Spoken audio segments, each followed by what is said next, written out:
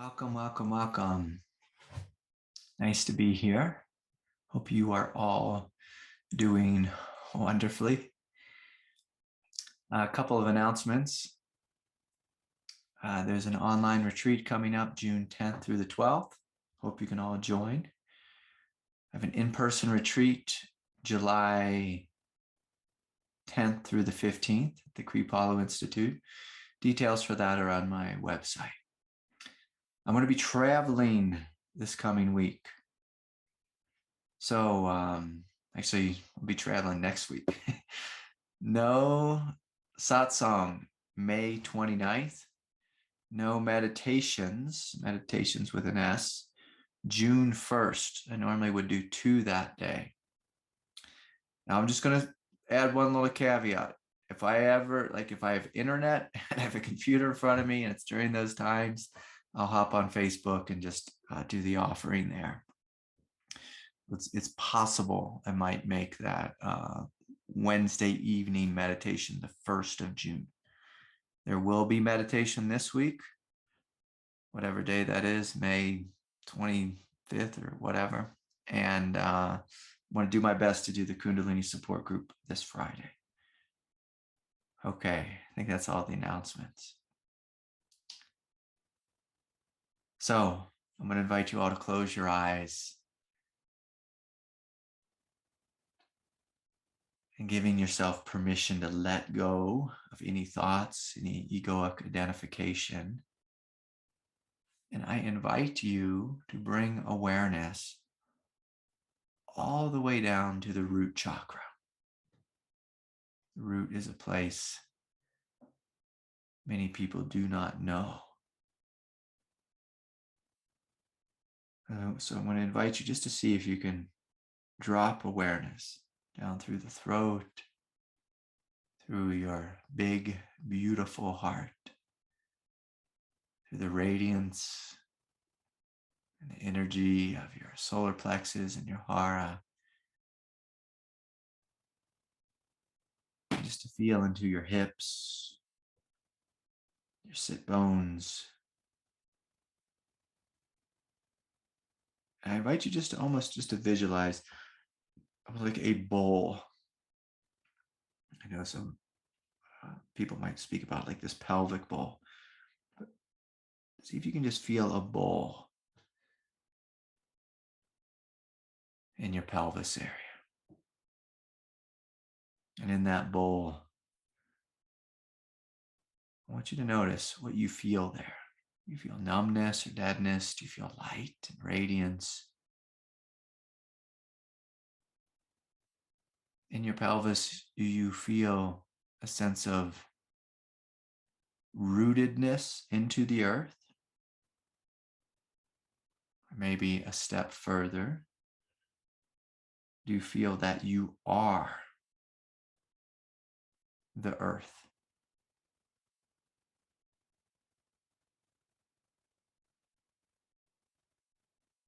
And so this is an investigation that I'm going to invite you to join me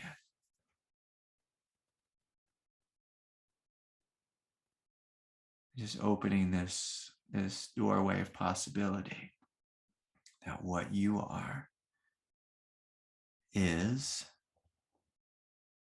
the earth.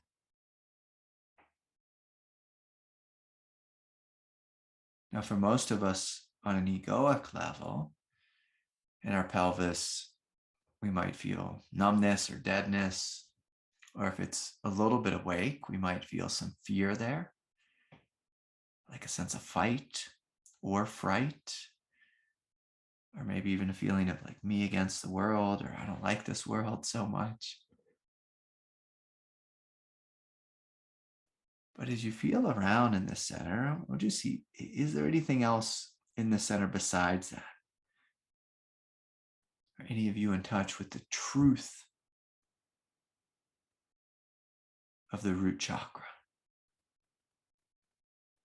The truth being that you are the earth.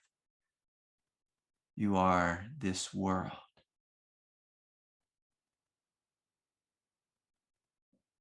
Not separate from it, but you are it. It is you. Your body, in fact, is made of this world.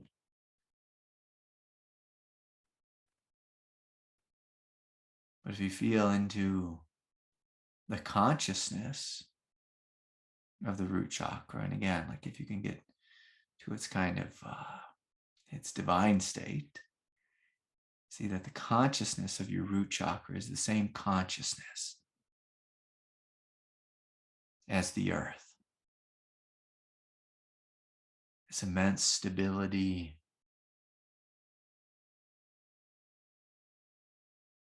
and foundational presence.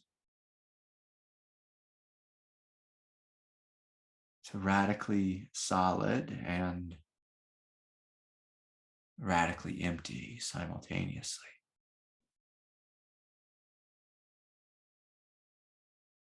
And so again, just feeling there, and don't be at all disturbed or upset if I'm going too fast or it's too big of a leap, or it's okay to admit, oh, I don't know that. I don't know that just yet. And if that's the case, I invite you just to see if you can allow your consciousness to kind of root down into the earth. So to go almost down through your legs into the floor, and just feel your consciousness rooting down into the earth, the way a tree grows roots into the earth. And I invite you just to feel the consciousness of the earth and what that's like. So there's a different type of silence here.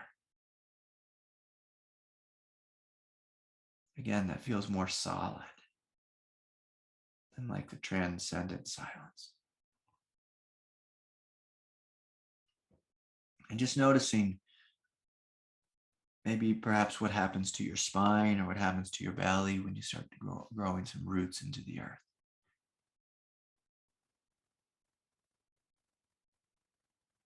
You might notice like a different quality of strength or power, or, and I'm going to use the word nobility.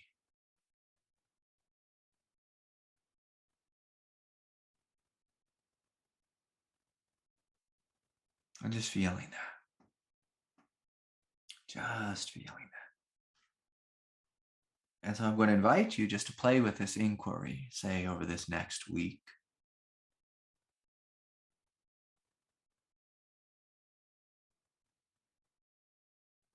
And what is the direct experience of the root chakra? What is that? What do you feel there? And then I'm going to offer that maybe as a little bit of an assignment, just to feel into that. What do I feel there? So you can continue to feel there. And someone emailed me in a question from India, so I'm going to do my best to respond to this right now. And you can open your eyes if you like, or you can keep them closed. I think I have to apologize. This question, the author, I might butcher the name here, Swapnil, I believe is how you pronounce this. And Swapnil, forgive me, my friend, if I didn't get your name correct. He writes, at the age of 15, upon my request, my Kundalini was awakened by my spiritual master who left his body in 2012. However, since 2008, I am suffering from Kundalini syndrome. Kundalini is stuck in the root chakra region and adversely affecting him physically and mentally. I would like to know if it's possible to get immediate relief from this syndrome. I love this question.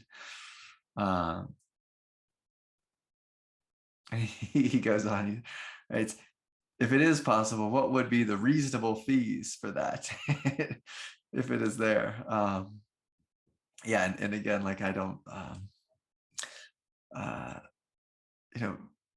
anyone's welcome to schedule an appointment with me, but of course I'm not going to say I will heal you for a certain fee. Like that's not the kind of fellow I am. It might be easier if it was that way. You could pay money to to be healed immediately. I might ask the same thing with the long COVID I'm experiencing now. Hey doc, what would be the reasonable fee to be healed from this condition that I have? It's very human, It's like, as human beings, we all want like some type of magic pill. And in the world of spirituality, especially the world of Kundalini, there's been this thing called Shaktipat, and a guru touches you, you look into my eyes, and and the thing happens. And so yeah, that is a thing. But the way I teach is, if we want spiritual awakening, no matter how it's come about, you could forget Kundalini, but if you want spiritual awakening to be permanent, you have to do the work to embody the very quality of whatever it is you're waking up into. Like, you have to do the work to embody that. You have to live the truth. It's one of the ways I start my day each morning is, God, give me the strength to live your truth. Give me the strength, Lord, to walk this path. Give me the strength. And this is how God designs it. We may go to a guru and experience something great, like, no doubt. But ultimately, God wants you to be the guru. And for you to be the guru, you have to live the truth. So if I circle back to his question, his Kundalini is stuck in the root chakra. And again, like, this doesn't have to be a Kundalini specific question for the rest of you in the room who don't experience Kundalini. Let's just say you have energy stuck in your root chakra. The reason energy gets stuck in our heart, in our root, and wherever it is almost always because there is some type of psychological veil veiling the flowing expression of that center. And so I hope that makes just basic sense. Like, if you have pain in your heart, or let's do the opposite, maybe you feel no energy there. Again, it's because there's a psychological veil there. So if no energy, a little bit of energy, too much energy, if the energy is not just flowing, say, like a blooming flower, it's because there's a veil there. And the root chakra is a very interesting chakra center. All 7 chakra centers have like an egoic manifestation and a divine manifestation. So a question that we can investigate is, well, with the root chakras, what is my relationship to life here on planet Earth? What's my relationship? Am I happy to have incarnated into this realm? Now, for most of us, if we're honest, the answer is no. I don't really want to be here on planet Earth. I've kind of had enough of this world. It's difficult. It's painful. It's confusing. There's sickness, old age, and death, and anger, fear, resentment, jealousy. There's all these all these difficulties here on planet Earth. And so if we're really honest, most of us, we want out of this world, or we would rather live in a fantasy world, like a fantasy world where we can eat magic pills and feel magically good forever. And that's what most people think of enlightenment, is when I'm enlightened, I will feel blissful in every moment of my life, and I'll never experience pain ever again. And everyone around me will be kind and sweet. So again, like, I'll burst that bubble here. I can say this, that most of my spiritual life, most of my human life, I've not been a fan of this realm. I didn't really want to be here on planet Earth. My one wish as a child was like, God, can I just go to heaven? Can I just live in heaven with you, Lord, right now? And God played a game with me. It was like, as soon as I just started talking to God, I would just start feeling the grace of heaven. I said, yeah, like, can I just go there with you? Can I just go there? Can I be there with you? And not have to, like say at that moment in history, and not be a middle school boy. Can I just skip that thing? And can I just, can we just do the heaven thing? Because I know heaven. Like I came into this world knowing heaven. And I had my feet here on planet Earth, and I said, this ain't it. This ain't it. I know what heaven's like, and this ain't it.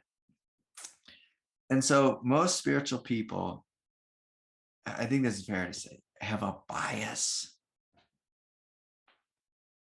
against this world. And so I'll tell you how chakras work. Chakras are meant to be open. And in the root chakra, again, it is the chakra that is on the level of the consciousness of the earth. And let me say a little bit more about that. It's like great strength, foundational energy, groundless ground, like empty freedom. That's also solid, like a mountain, completely impersonal, where like the earth is life. Life is the earth.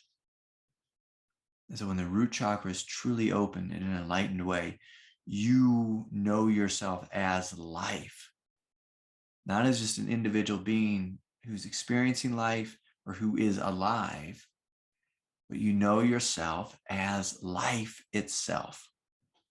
So that's, say, the root chakra on a divine level. Root chakra on an egoic level is, oh shit, it's me against the world.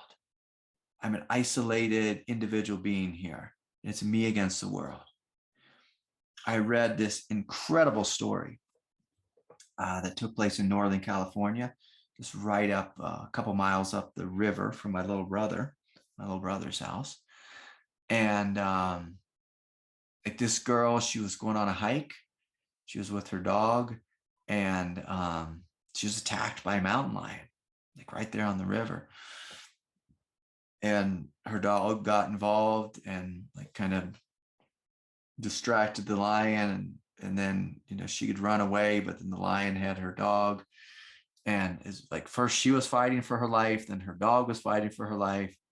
She ran up to her truck and got a tire iron and came down and like tried to beat the hell out of this mountain lion. And again, like, this is how the ego experiences life here on planet Earth. It's like me against a lion, or me against the neighbor's dog pooping in my yard, so I'm angry at the neighbors. Me against them, how dare them.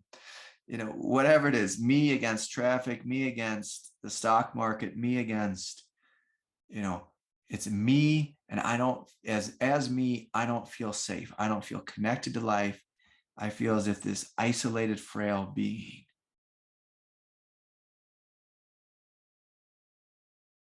And when we have any type of belief like that, which is 100% human, so I don't want to say that that's wrong, but when we have that type of belief or thinking, the root chakra is closed. It's closed. And the thought can be as simple as, I don't feel safe when I'm with my in-laws. A little thought like that is enough to close your root chakra. A little thought like that is enough to close your root chakra. I don't feel safe with my in-laws. It could be even something a little even sillier. Gosh, it's really windy out. It's like some people can't handle the wind. It's just like, I can't handle this. I need to run and hide in my car. It's too windy.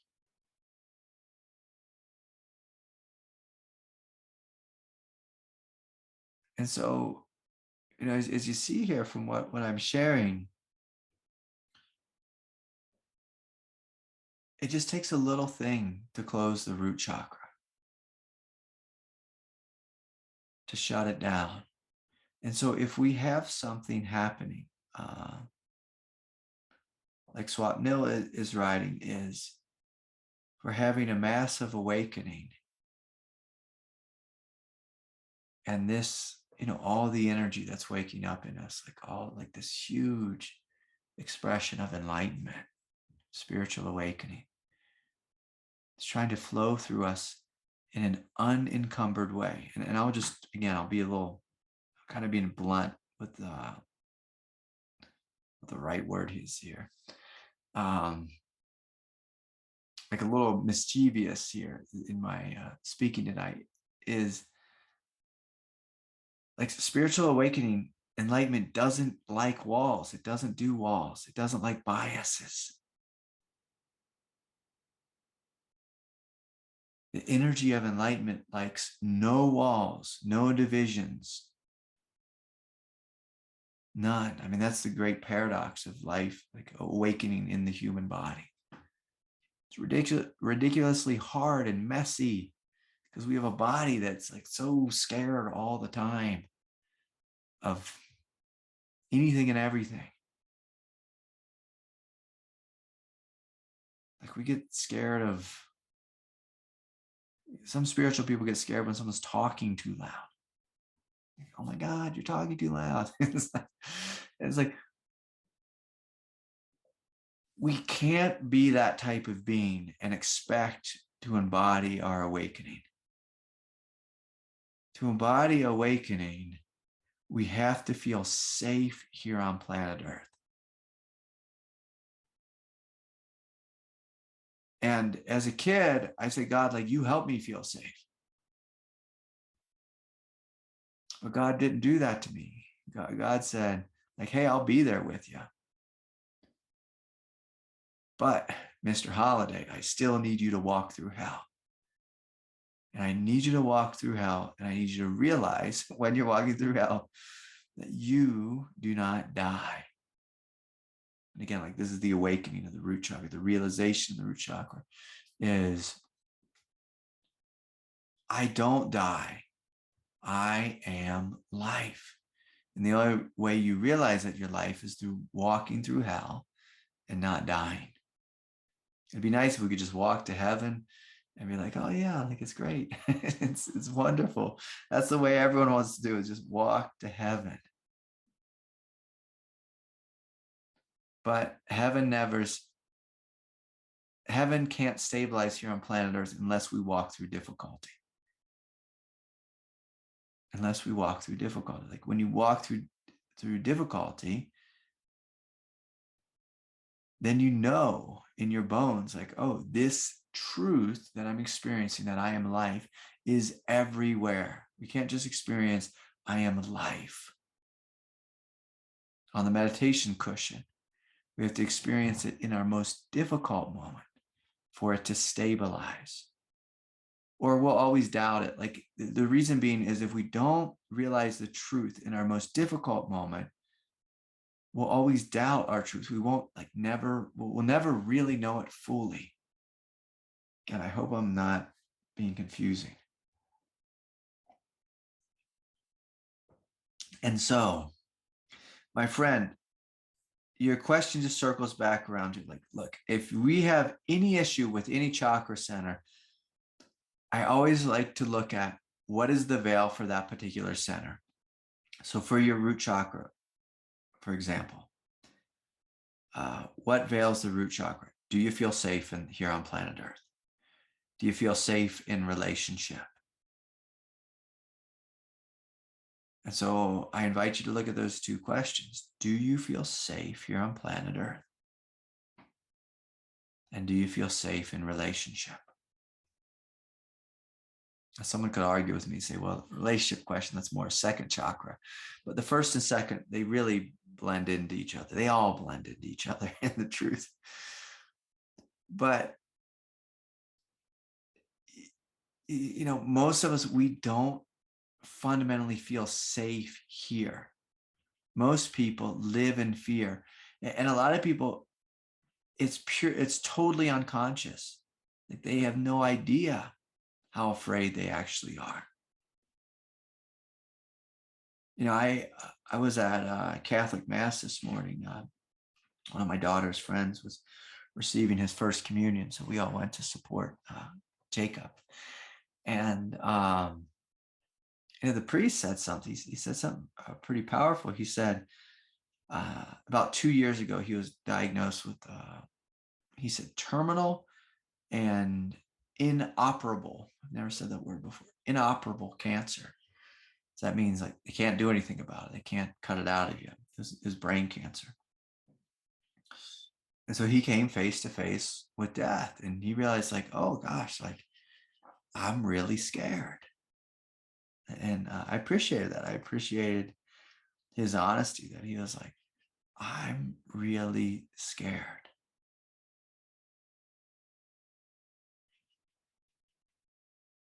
And see, most of us, we don't ever really face death until the unexpected happens, until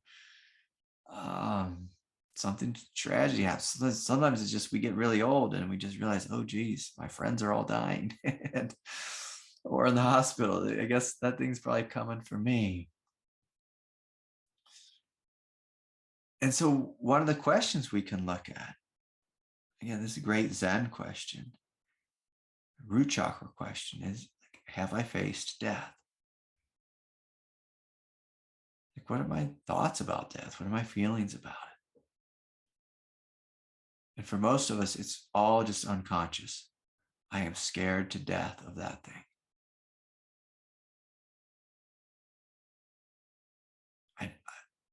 A lot of people heard about heaven as a child, but went to church maybe their whole life. But like, do you have faith? Oh yeah.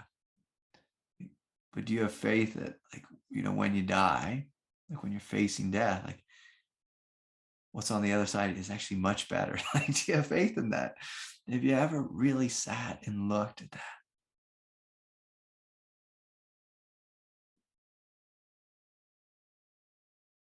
And again, like, I don't want this to be grim in any way. There's this beautiful kind of spiritual equation that happens. And it goes something like this: the more you face your own death, the more fully you show up here on planet Earth. Because when you face death fully and you realize, oh, like I don't have to be afraid, you actually start living more fully. You start loving more fully. One of the reasons we don't love deeply is because we're afraid we're going to be hurt. Like, oh, I can't like deeply fall in love with someone because I might get hurt. Well, gosh, if you're afraid to deeply fall, if you're afraid of getting your heart hurt, imagine how afraid you must be of death. And so, I mean, again, it's kind of silly, but the more fully you face death, the more fully you face, and I'll use a different word than death, the more fully you face fear, the more fully you're going to live here on planet Earth. And when the root chakra is radically open through you facing your greatest fears, you live fully. You live fully.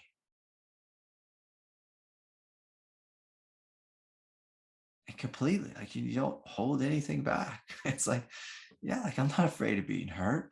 I'm gonna live fully. I'm gonna love fully.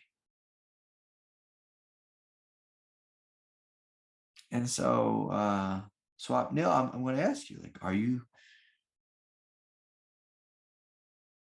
afraid of death? And the flip side of that is, are you afraid of life? It's really one and the same question. Are you afraid of life? Like, where are you afraid of life?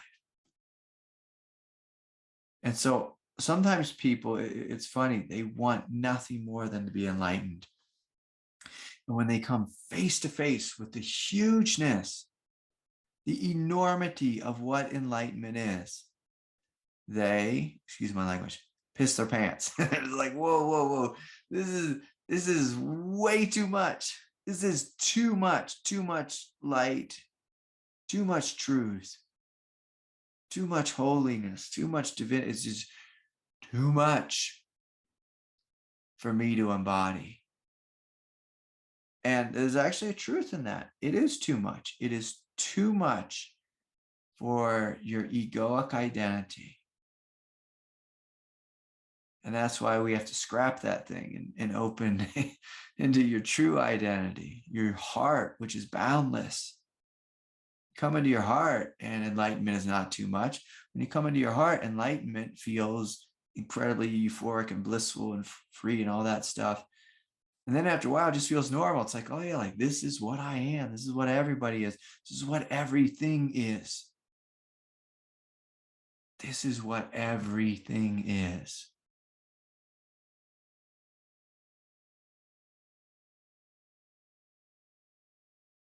But most people, when they see this huge thing coming at them, this thing called God, this thing called freedom, say, can I just get a little bit of it? Like a little slice? Can I get just one slice of that pizza, not the whole pizza? I don't think I can eat that whole pizza.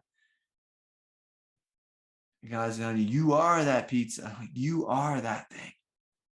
Be it. Be what you are. Like, nah, I don't think I can be that whole thing. I can't be that whole thing. And whenever we say that, whenever we think that, it's simply because we are still identified with our egoic nature. And so if you ever have that thought, like when you see the big thing coming, do you? And I can remember I used to sit at this little house. I'd wake up early and meditate all morning, and every evening I'd be meditating. And I just felt this thing just coming after me. And I was like, my God, that's a big thing.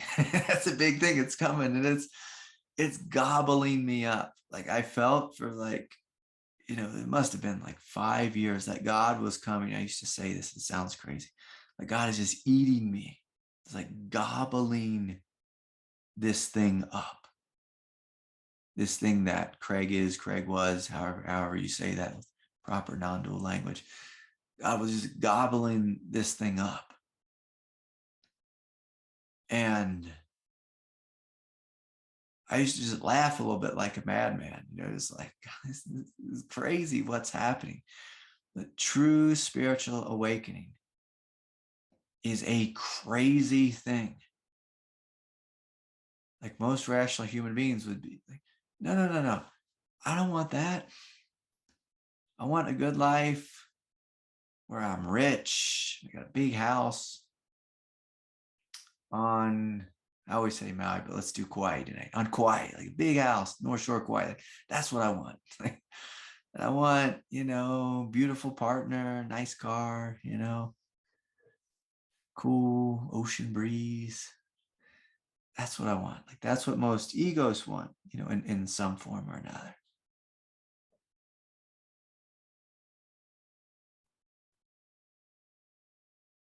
But if you're crazy, like I am, and you want something greater, like you have to let go of the old thing. And, just again, to circle back to this question, the old thing in relationship to the root chakra is just fear. It's I'm afraid of life. And can you be crazy enough to say, what would life be like if I wasn't afraid of it? Like, what would that be like? What would I do? How would I live? How would my heart shine? How would I feel in my root chakra if you're not afraid to live? Like, I'm not afraid to die, not afraid to live. Again, the same question. I tell you, one thing that's not afraid to live is dandelions. Like dandelions, they reproduce and recreate themselves all over my yard. It's all they want to do is just live. my friend Hugo, he came over, he cut them all down with his weed whacker, and they're, as soon as he's killing them, they're growing and embodying and living and replanting themselves again and again and again. And at some point, we begin to wake up and we see that, oh, this soul that I am does the same thing. It just keeps showing up lifetime after lifetime after lifetime. And I'm going to forget what the Buddha taught about, getting out of this world. And I'm just going to acknowledge that there's something in your soul that continues to incarnate, that continues to show up and be here in this world. And so waking up in the root chakra is you living as your soul lives. Your soul's not afraid to live. Your body may be afraid to die. Your ego may be afraid to die. But your soul, how many lifetimes have you had? This thing is fearless. It keeps showing up. Keeps showing up. I had this vision the other day. I was just laying down in meditation, and I had this vision of this sword going through one of my lungs. And it was mimicking the same, I have a deep pain in one of my lungs from, I'm attributing it to COVID. But I had this vision of this previous incarnation where this sword just went right through my lung. And I was like, dang, that's that same pain. And my soul was not afraid to come back and do this dance again. Like this soul, this essence that I am. It's like, okay, we died. Let's do it again. Let's do it again. Let's do life again.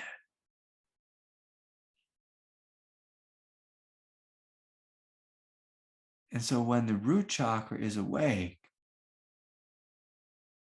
there's a fearlessness about life.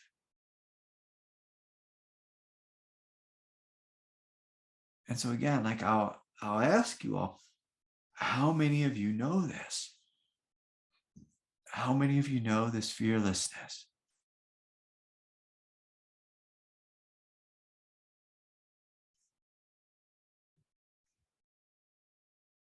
How many of you are wanting to know this?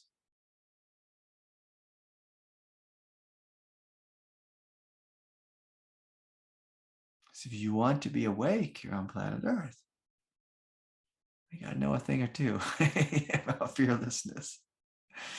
You got to know a thing or two about it.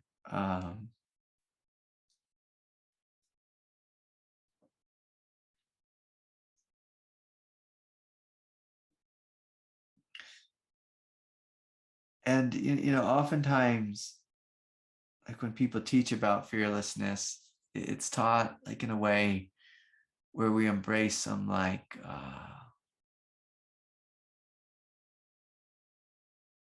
some bravado. I think that might be the right word. Like the energy of like an 18-year-old boy who's getting ready to join the Marines, is just ready to get a gun and go off to war and all that kind of silliness. But it's not that. Like that's not really what fearlessness is. That's more as more just being young is what that is. Like true fearlessness comes when you face tragedy in life, when you face the difficulty in life, when you look at the Buddha's teaching. Buddha's first teaching was life is suffering, life is dukkha. And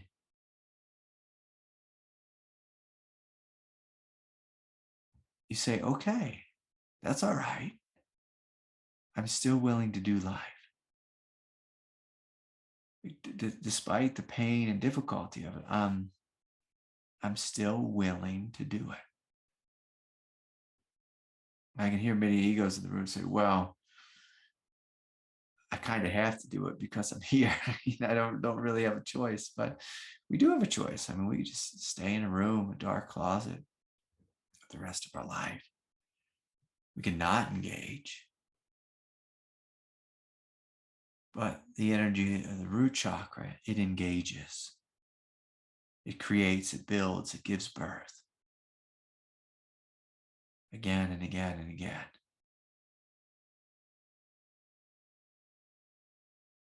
And so, this question comes down to, are you willing to embrace your greatest fear and not turn away? And not turn away.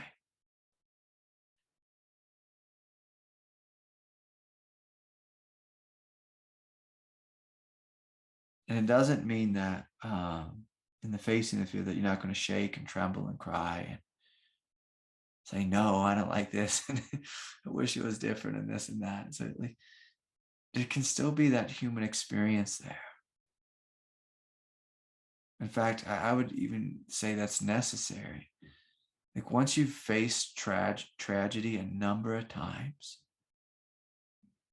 and you've grieved through each of those tragedies and outlived each of those tragedies, there's a spiritual backbone that begins to grow out of the root chakra with this foundational energy of indestructibility, where there's just a sense of, yeah, I've been through a lot of tragedy and none of it killed me. And if you step back even further from that, you can say, yeah, I've been through a lot of tragedy and a lot of it killed me, but I'm still alive. And isn't that something? I was just reborn again. I was just reborn again and again and again. And actually, I was the consistent thing. Even though the body died, like the I did not actually die. This essence that I am, this soul that I am, did not actually die.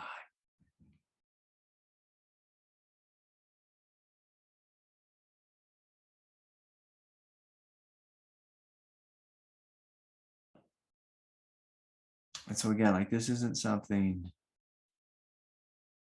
false bravado. I hope that's the right word.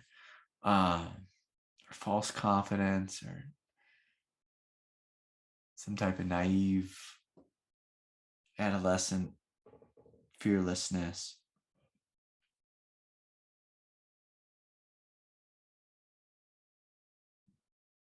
This is something actually quite deep. When you've walked through hell and you realize, oh, this thing can burn my body, whatever the hell is, can harm my body, can kind of mess with my psychological nature. But it doesn't harm my essence. My essence is still pure, still holy, it's still radiant, it's still divine.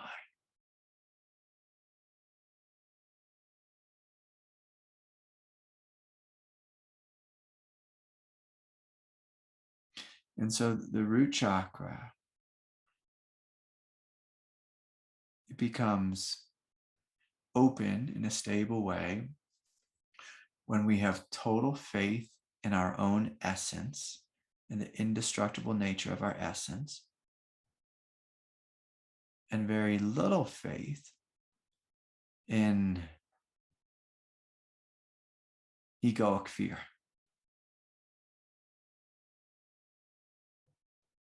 I mean, basically, we just have more faith in the strength of our essence than we do in like our fight or flight response in our body. We have more faith in our essence, in the strength, in the indestructible nature of our essence. And faith may be the wrong word. I think faith is the right word here, but it's a faith that's a knowingness. Like that's when it becomes stable. It's just a knowingness.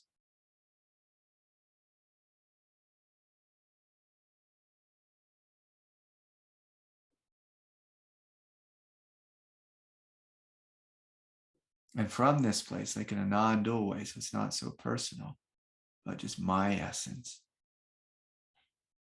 you begin to see,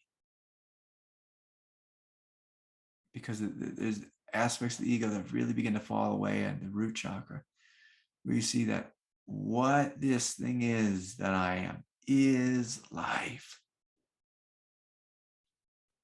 Is life. What I am is the mountain lion that was attacking the girl. And I'm also the girl, and I'm also the dog, and I'm also the river, and I'm also the sky. I'm also the mountain, I'm also the fire.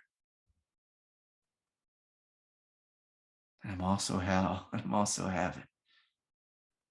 That this thing that I am, that we are, is the totality.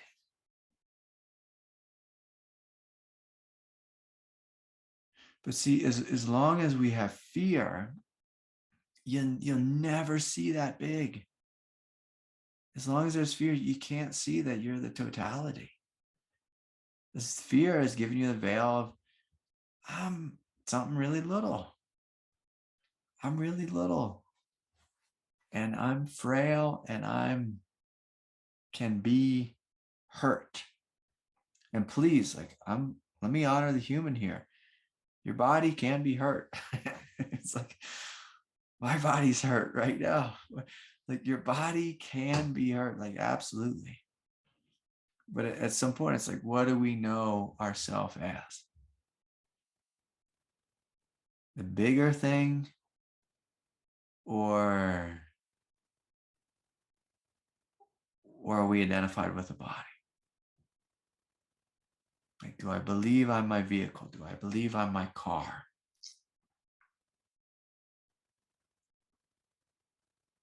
Or do I know that what I am is this essence?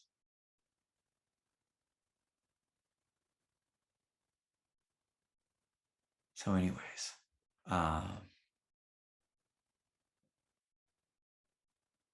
so there's some questions, write them forward.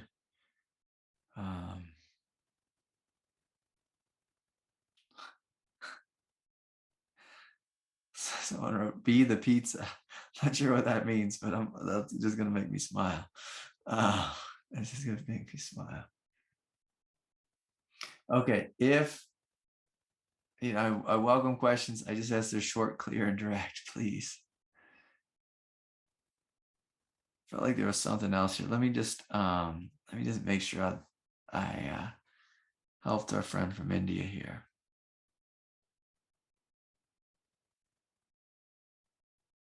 I'll just add one caveat about Kundalini is a lot of people think that Kundalini is something that happened to them, it's something from outside of them.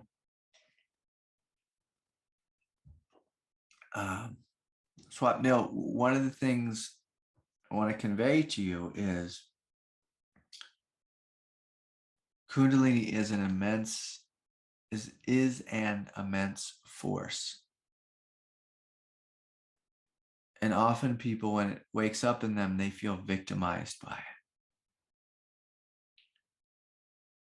But you have to remember, you are the Kundalini. Like, that is you, that energy. That is not something given to you by your guru. It's not something outside of you that came into you. Kundalini is a very crystallized experience. Like, when Kundalini wakes up, it's a very crystallized experience of what I'm speaking about. Kundalini is life. It is creation. It's the energy of life. It's the energy of creation. It's just in a real crystallized form. But that energy is you. You are it. And so if there's an internal war going on in you where you think you have this thing called Kundalini syndrome, I have to smile a little bit that people made a name out of it, like it's a bona fide disorder. In a way, it totally is, and in a way, it's completely not. It's just you being like that caterpillar in the cocoon whose body is just going through some really messy transformative process, and eventually, On the other end of it, you come out a butterfly. But all of it, Kundalini is life. You are life. You are Kundalini. It is not separate from you,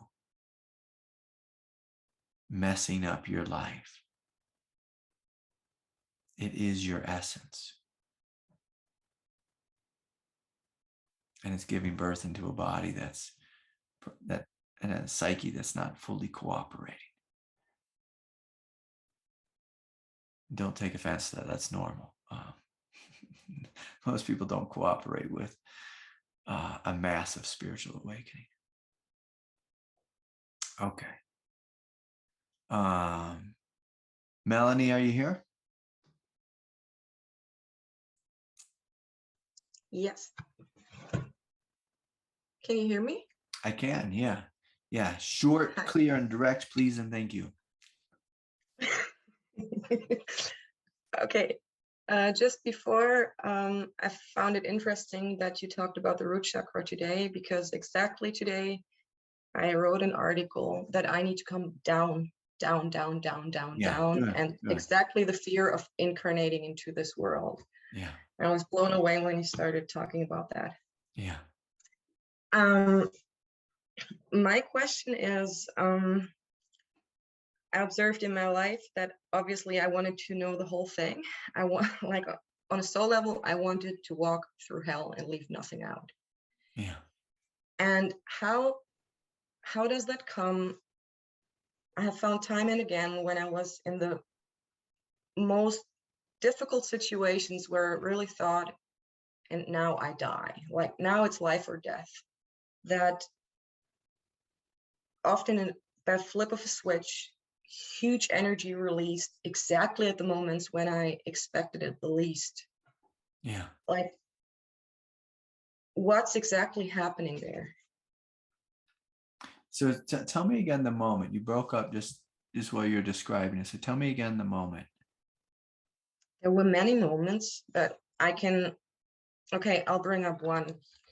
For example, when I was 19 years old, like my father had literally emotionally, almost physically abused me for a year. And I reached a point, I was in my exams where I knew now it's life or death. I either get the hell out of here or I'll die. Yeah. And in that moment, a huge calm came over me, a strength that was unshakable. Yeah. And it was as if I would have turned into a different being. And I went away and I never returned. And I had such moments over and over again in my life. Yeah. Yeah. So what's that? So what's your question there? What happens energetically in such moments? Because I experienced it, that I want to understand what happens. Sure. Okay. Now that's making sense to me. So there's a funny thing that happens in the world of the ego. Sometimes when the ego is just radically overwhelmed with what's before it, sometimes it just kind of just collapses. Yeah. And in the collapsing of it, like if you don't go into the collapse, sometimes it's just like if you're standing there, something radically crazy happens. And the ego is just like, this is too much. And it falls on the floor. And what you're left with is true nature. And true nature sees the situation clearly and responds clearly. And most people, though, can stay in that state for anywhere from 30 seconds to a couple hours, maybe a couple of days. And then after a couple of days, the ego comes back and re-inhabits the human. And, unfortunately, we're just kind of back to where we were before. But this is very common, and all kinds of people, whether it's extreme sport athletes or mothers going through childbirth, whoever it is, it's very common. The body, is faced with something immense. The psyche's faced with something immense. So sometimes the ego, sometimes it splits and cracks, and there's just like a moment of clarity. Sometimes it kind of just is like, I can't do this. It just falls down temporarily. And so it's common. And people have this, like if you hung out in a nursing home and just asked like some of the old timers, they're like, hey, do you ever have a moment of this? I'm sure the majority of them would say, yes. Yes, that did happen once or twice or 3 times. Now, if we're spiritual people, like this is like the greatest question in your life is can I be this clarity? Can I live this clarity? Can I live this truth? I experienced it once by grace, and now I want to live it. I want to live it.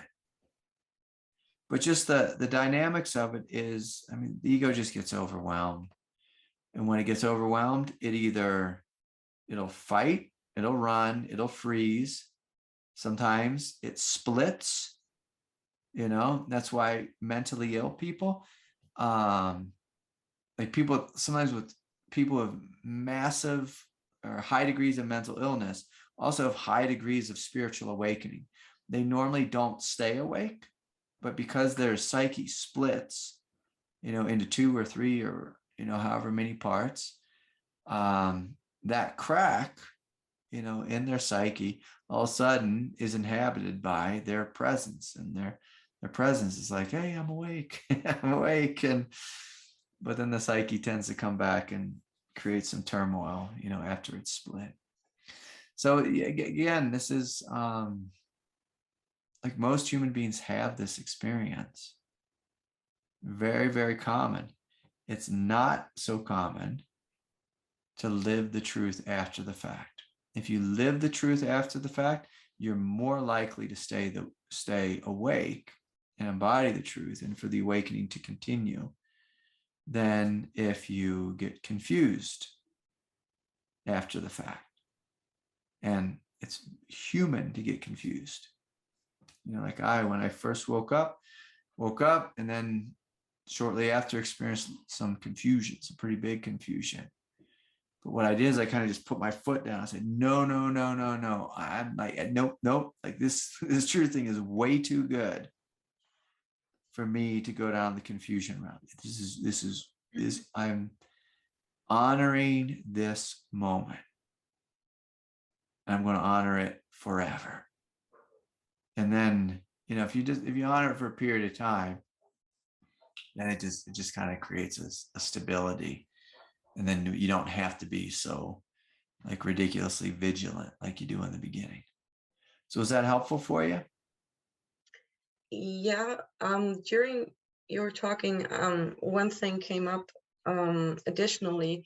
So it was always connected with the thing I believed I cannot live without. So it was in some sense always connected to something I held on to the most. Yeah. And like it was always a sense of, okay, I give up. I have to die. Yeah. And every single time I did that, it was not a doing, it was actually, for me, it felt like I give up. Okay. Yeah. Forgive me then. So maybe I misunderstood you. So with that there was a conscious sense of surrender. There was a conscious sense of trust. And that's very much like the root chakra thing I was speaking about, where there's just this deep knowing. It's like, I give up. There's just got to be another way to live here. And where you have faith in that which is greater, whether that which is greater is God, or that which is greater is the truth, or that which is greater is your essence. Again, it's all one and the same. And so sometimes in those moments, like you described, like the ego gets overwhelmed and there's something just within you that's just, it's like, yeah, the ego is not the answer. Surrender that. There's got to be something else here. And then you see that. Yeah, that happened with me often. Yeah, that's a beautiful thing. And so more and more, I invite you to have faith in that part of you that is so good at surrender. To have faith in that part of you. and allow that to lead the way, because there's a great truth in that.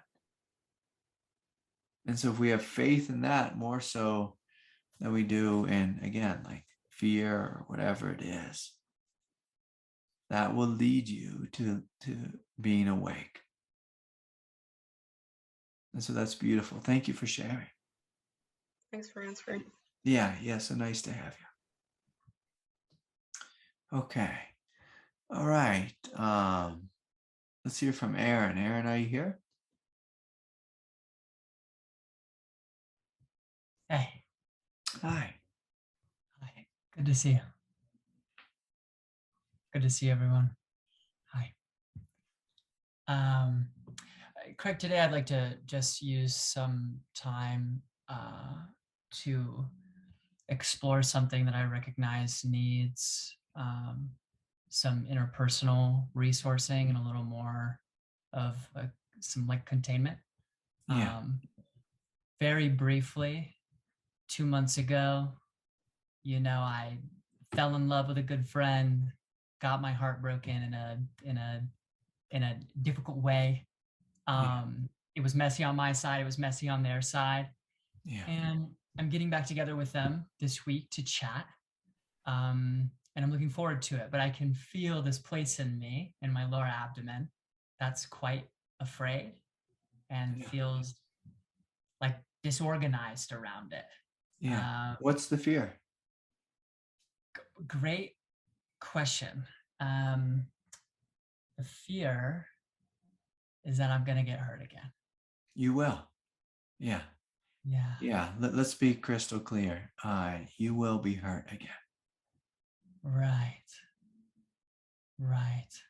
What I recognize about the fear, though, is that it doesn't have to do with this instance, right? With my friend.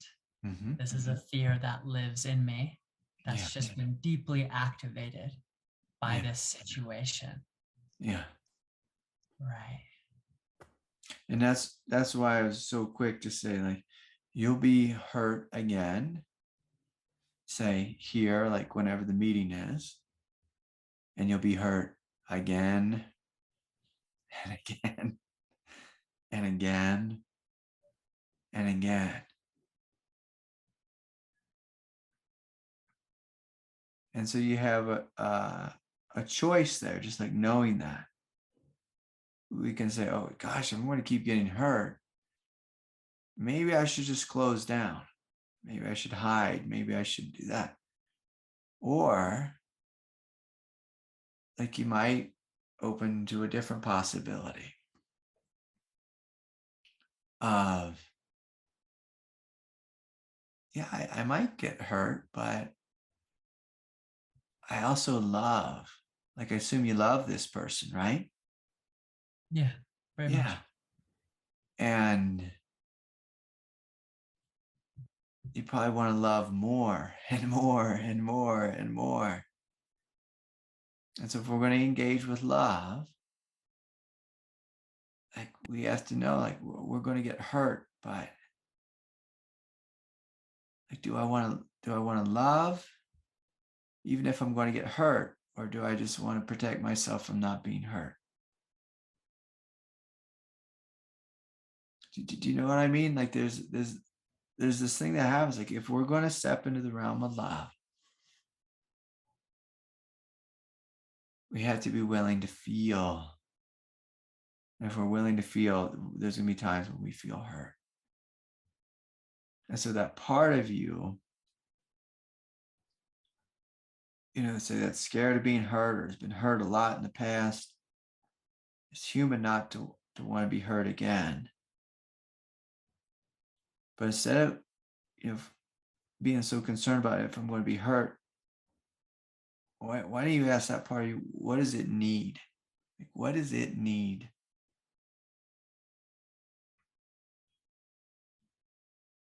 So it can feel safe enough to love without fear. Yeah, I'm hearing that it needs safety and it needs me. Needs you. and you said safety. And see, that's the thing here. This is the great truth, is you are the one who's going to be doing the loving. Can you love you, and can you provide consistent, stable safety and love from you to you forever and always? Can you do that to you forever and always?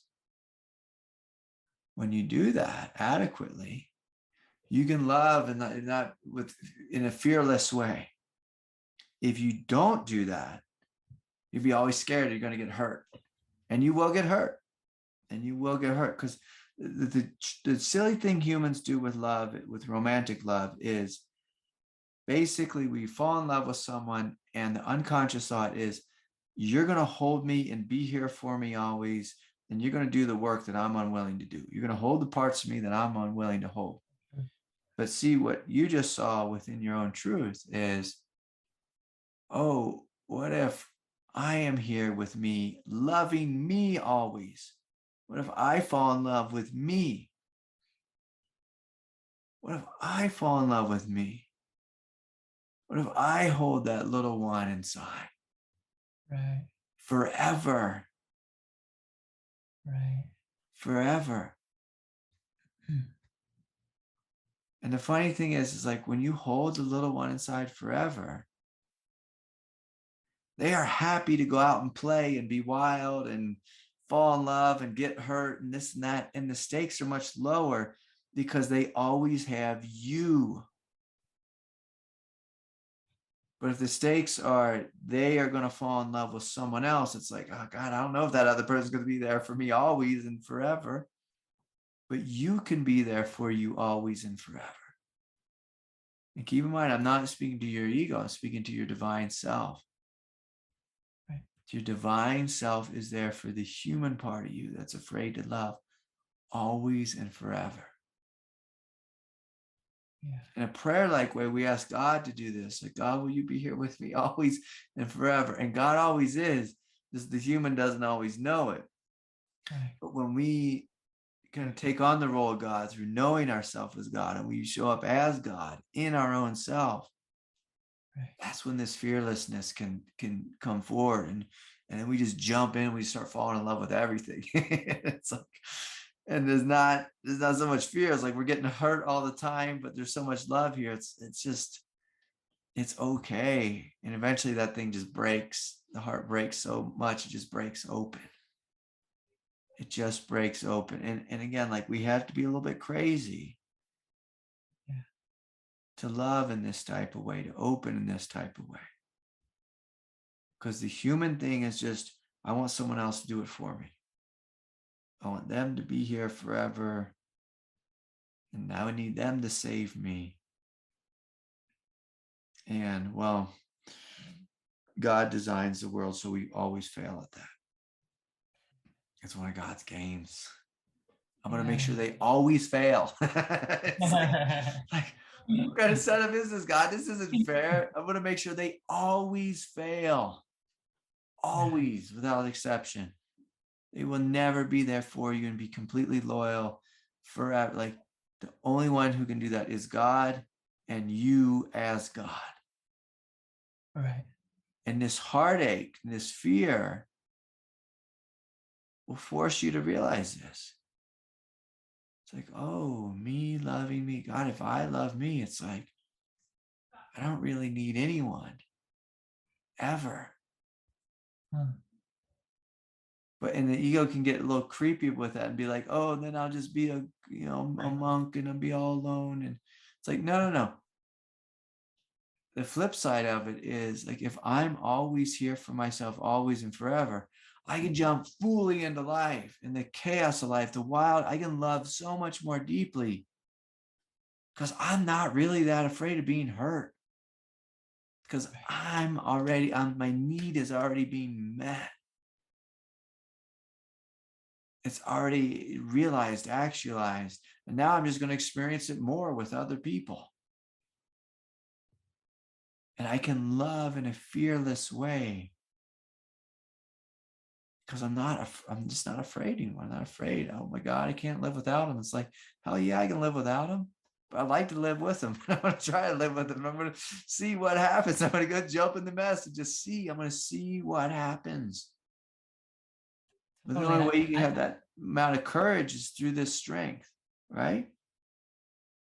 Yeah.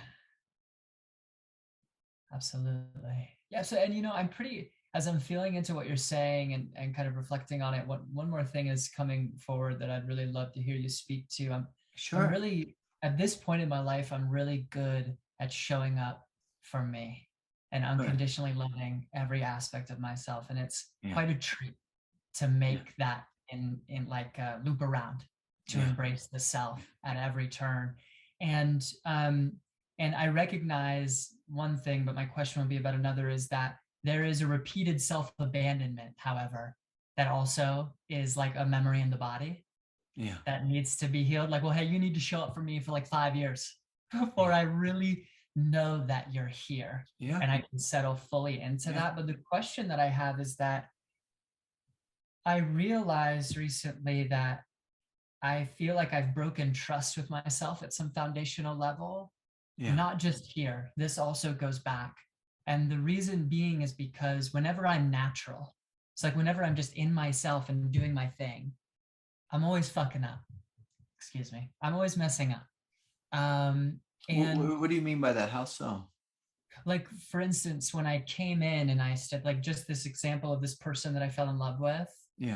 I fell in love with him, and it was immediately messy. Both of our stuff was very much so present, and pulling away from that, and then they did something that really like complicated the situation. And it was like, whenever I come in and I'm just being myself, it feels like I'm constantly running in to unconscious material, essentially.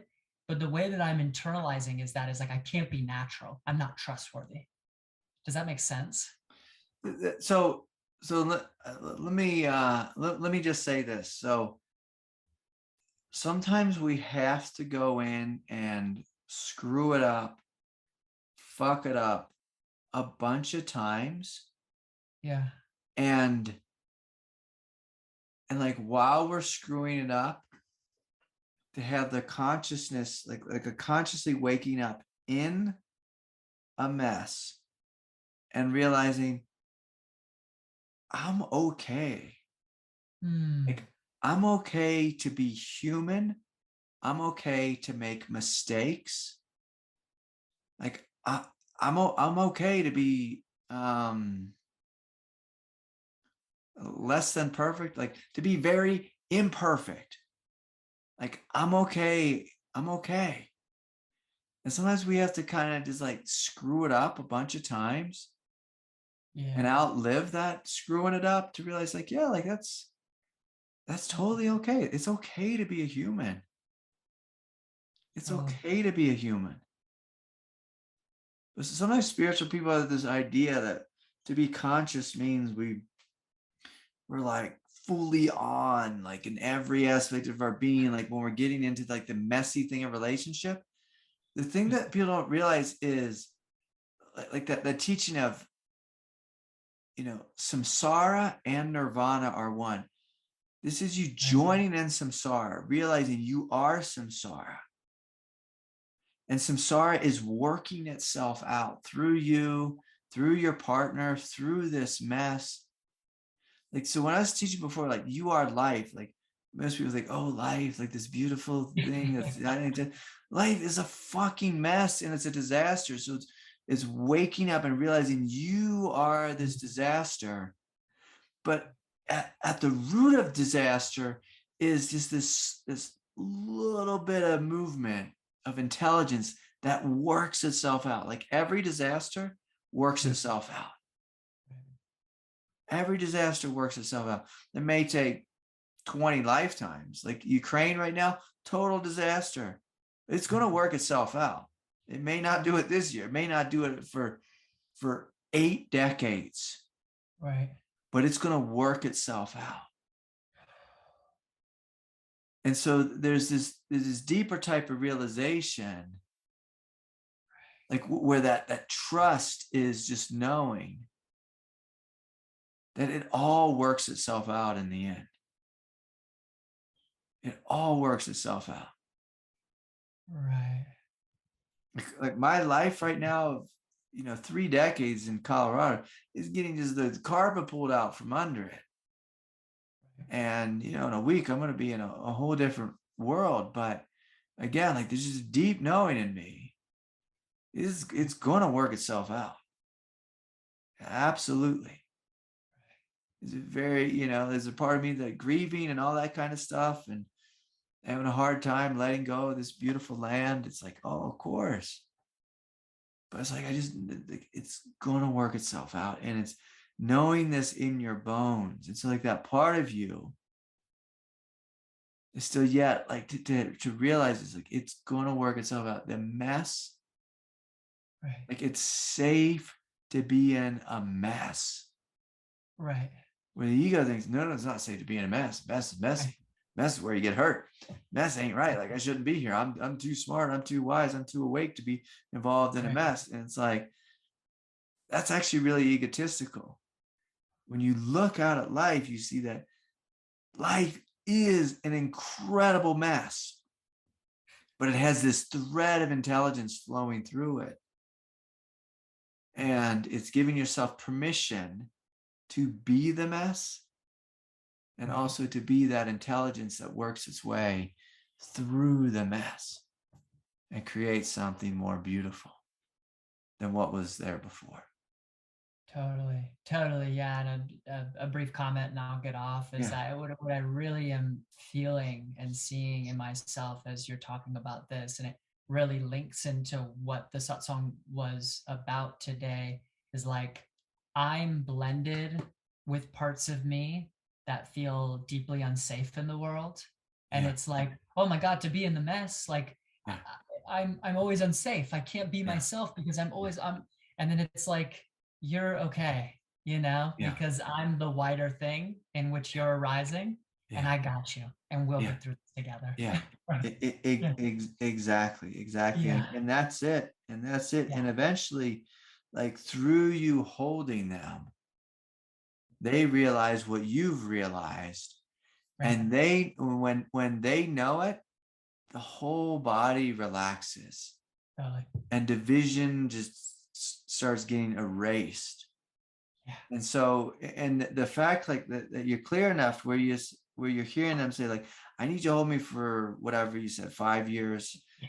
Like, that's great. Like they're telling you, like, basically they're communicating like, hey, I'm learning about trust and I need some more time.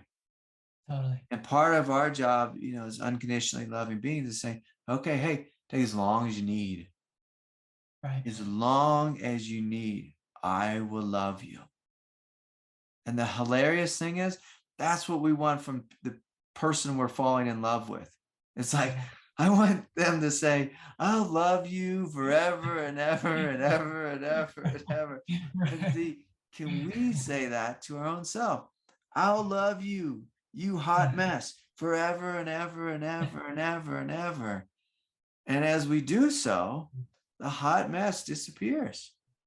And it's not because we transcended it, but what happens to hot messes is when you love them fully, they totally integrate.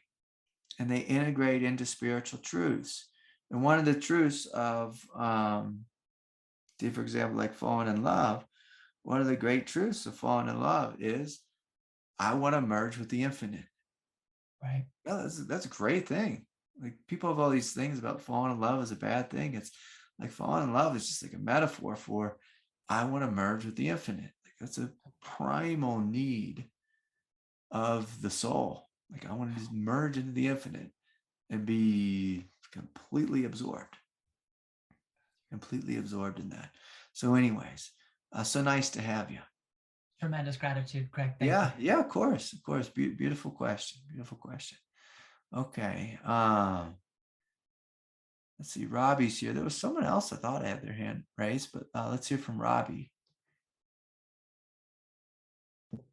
Hey, Craig. Hey, everybody. Hey, Robbie, good to see you. Yeah, thanks. Good to see you too.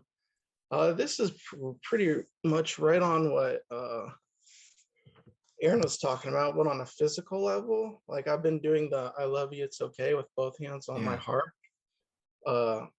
just nonstop, 8 hours a day. Yeah.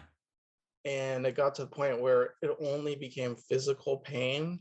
So the point where I was like, okay, this feels like it's causing physical damage. And then I like, Now hold on a second, slow down. So you're holding your heart, telling yourself yeah, you love you. yeah, And yeah. when you say it feels like it's causing physical pain, what do you mean by that? Well, my heart is just pounding, and it feels like it's getting squeezed, and it's just causing like physical anxiety, and not mental. I'm not afraid of it at all. I'm just kind of like, okay, I feel like it's just increasing the energy of my heart in not like a good way. And I remember something you said, maybe you didn't say this, but connecting, if you have heart problems, it's helpful to connect to the belly. Mm-hmm. So I feel totally unconnected to my belly. So I'm thinking about maybe I need to change things up here. Well, okay, now do you have one hand on your heart and one hand on your belly, or do you have both hands on No, your heart? both hands. Put one hand on your belly. Yeah. Put one hand on your heart, one hand on your belly. So the I love you, that's invoking the energy of love in the heart. The it's okay is something that arises in the hara. So your belly, you could even do your lower belly, like putting your hand like your thumb on your belly button, and then the other finger's lower than the belly button, and you're trying to get that center to wake up. So that would be how I'd have you adjust the practice. But like let's do this, Robbie. If you play along, if you close your eyes, Mhm. and you can just kind of think into one of those moments when your heart was kind of freaking out a little bit, or just get in touch with your heart, and just ask your heart, hey, what do you need? Like, I'm loving you, and it It seems like just there's says more pain. stop abusing me. Beautiful, beautiful. Stop abusing me. So it's telling you it's feeling like there's too much. Okay. Now keep in Yeah. mind, like let's do some context here. You are loving you. Mm-hmm. So you're Yeah. not abusing you. But let's ask that part of you that feels abused. Let's ask it a little bit deeper. Hey, like what do you mean by that? Stop abusing me. Like what's going on with that? If you feel into Just that. pushing me too hard. You're good, beautiful. You're pushing me too hard. And so with love, I want you to see if you can find a type of love that has more patience and more space. So I'm going to guess here, I don't know if this is true, but I'm guessing that you are loving whatever the pain is in your heart to try to hurry up and get rid of it, to hurry up and heal and like get back to your life or something like that. Is there any truth to that? Of course. Okay, of course. Okay, good. All right.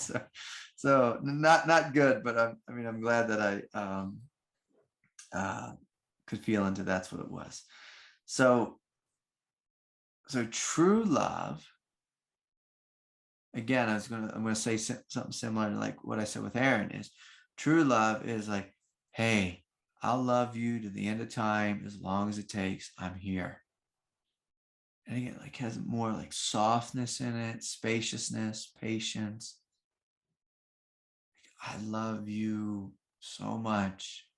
I'm going to sit here, I'm going to hold you, and you can release on your time frame. So the part of your mind that's like losing its patience, I want to talk to it just for a moment. Through patiently and spaciously loving yourself, you're going to progress a lot more quickly and efficiently than if you try to force love onto parts of yourself that aren't ready. Does that make sense?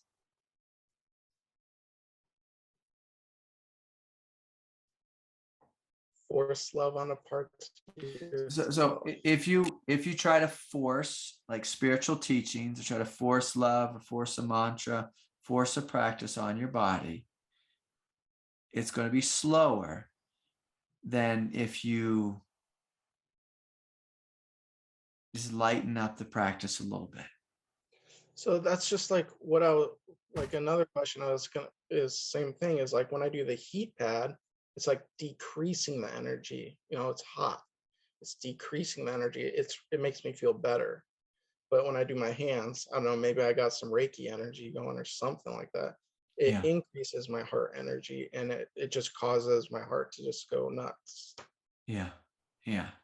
So again, like, let's just ask one more time. If you just ask your heart and you close your eyes, hey, what's going on with this hands thing? Like, what do you need? So first it said, stop abusing me. Stop being so pushy. What do you actually need? Like, say it in a positive light. It's telling you what it doesn't want. What does it need from you? What will be helpful?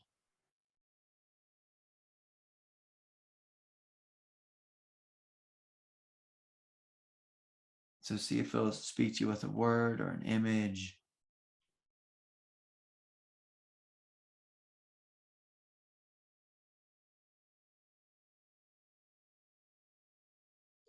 I don't have anything. Sorry. No, it's okay. You don't apologize to me. So it's telling you, if you just look at what it's saying, like in a positive light, it's saying, don't be so pushy. Can you invite your love to be more open, more relaxed, more spacious? Does that make sense? Like that spacious and open is different than pushy. Can you get a sense of like a real spacious love?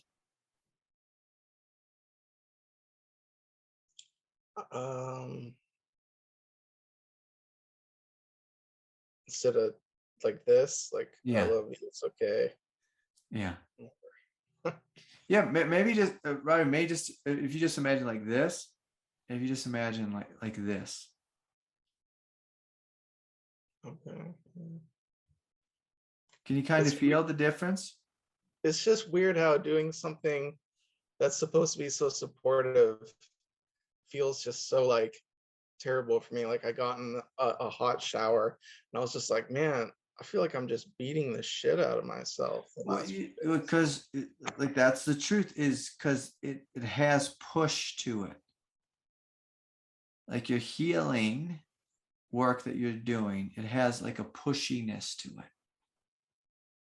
So let me ask you, in your past, have you ever been really driven about anything in life? Yeah. Oh yeah. Okay. So that shadow of drivenness is showing up in your spiritual healing work that you're doing. Yeah, because I just like went from zero of this to like 8 hours a day on a hammock in my backyard, just meditating all day. Yeah. Yeah. Yeah. It's like, let's do this. Yeah. So the let's do this. And I want you to complete this sentence. Let's do this because why?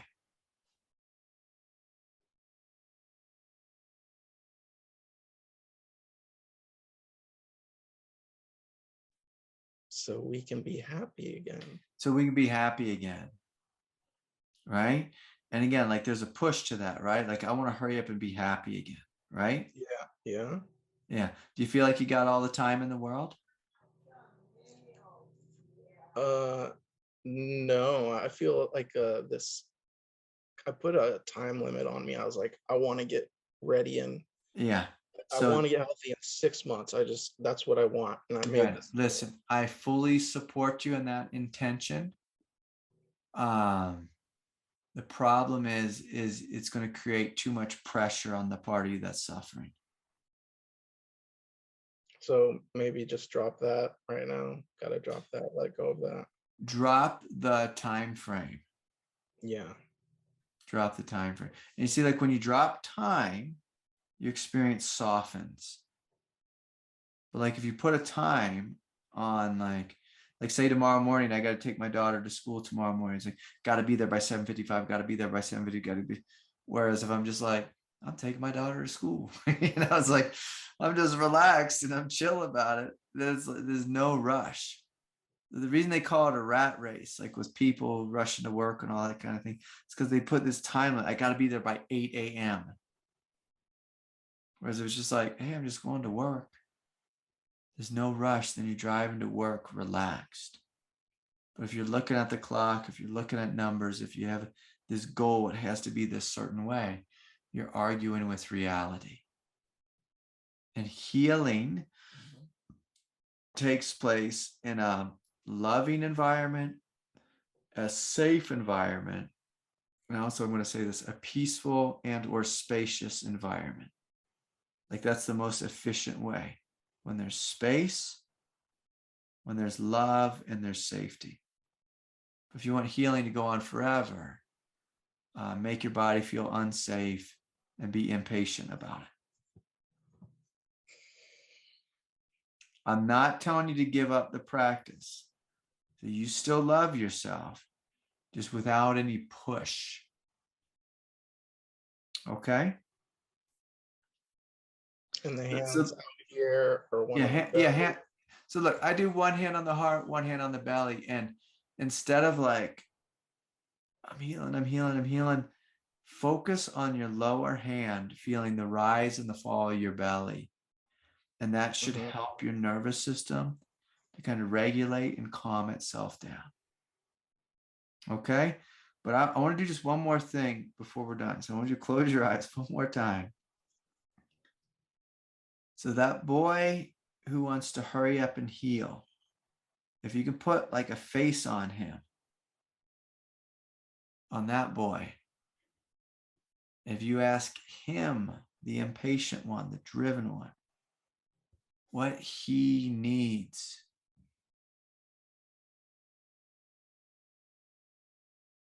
what does he say? Adrenaline, excitement. I don't know. Look, he wants to go fast, right? Yeah. And he wants to go fast because he wants to be achieving. He wants to be achieving. Yeah. He wants to be achieving.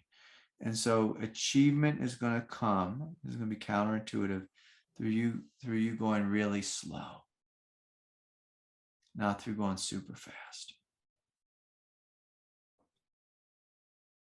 So you're going to have to give up. God's asking you to surrender your idea about how this is going to go.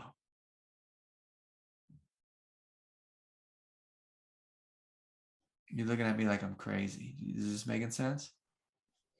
No, I'm just looking at you like just trying to absorb everything. Yeah. Like, So I want you just imagine less is more in this situation.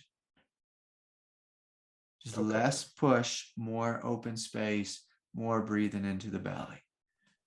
So more, it's okay on the exhale. That's I'm loving you. Fair enough? Yeah. You play with it, Robbie. You let me know how it goes, okay? Yeah, okay. But I'll play with it. Okay. Listen, thank you. The intention is beautiful. I love it. I love your dedication. There's just times when like we're a little bit too much like this. We need a little bit more like that. You got that from Adyashanti. I got that from every Zen teacher ever. Says a little bit too much like this, a little more like that. Well, I even thought that while I was doing it. Yeah. And listen, my teachers say the same thing to me. They'd be like, Craig, relax, smile, relax, smile. Because I was like this. It's just like, I'm going 100 miles an hour. I'm going to meditate 12 hours a day. I'm going to do this thing. And he'd just rub my back. He'd be like, Craig, relax. Sometimes he'd come and he'd just smack me, you know, be like, and he'd be like, relax, relax, relax. Okay. All right, I'm gonna take a couple days off and restart it.